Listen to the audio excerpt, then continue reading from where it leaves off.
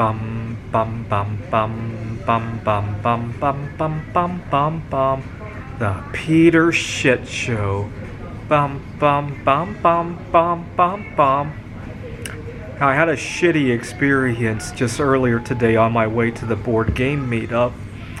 It just goes to highlight that everybody enjoys romance differently, and just because your idea of romance is different than other people, doesn't mean that you can't be open to new ideas, right?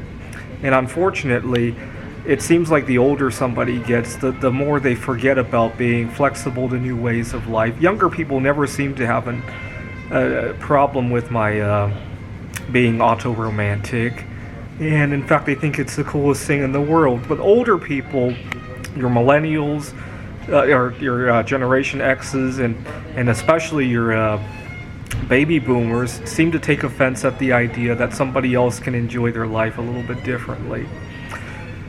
So earlier today on my way here, I had an interesting romantic experience. What had happened is I drive a Kia Forte, and I got cruise control, obviously. So I get on the highway on-ramp, and I turn on the cruise control at like 40 miles an hour, and I'm about to hit the up arrows to speed up the cruise control, right?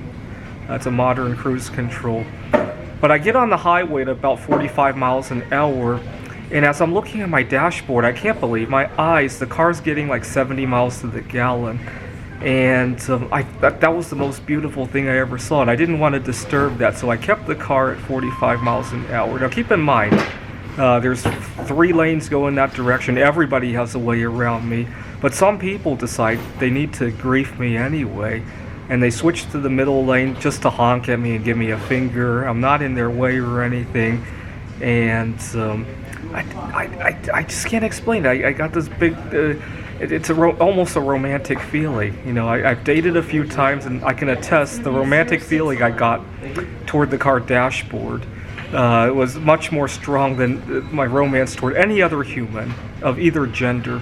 And unfortunately, good luck getting the majority of people to understand or let alone accept that, right?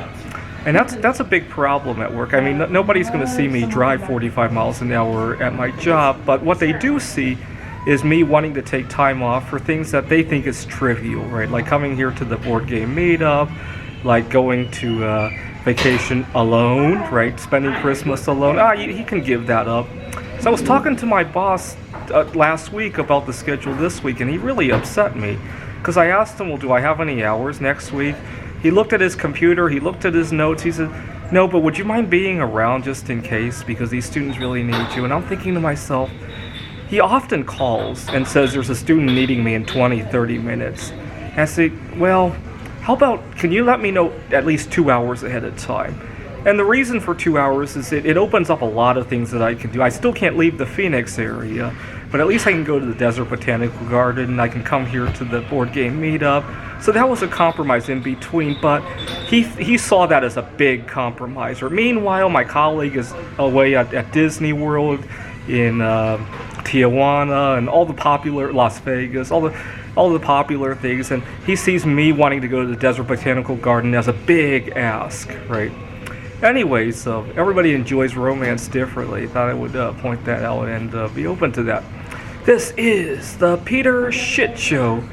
Bum bum bum bum bum bum bum bum bum bum bum bum. The Peter Shitshow. Bum bum bum bum bum bum bum.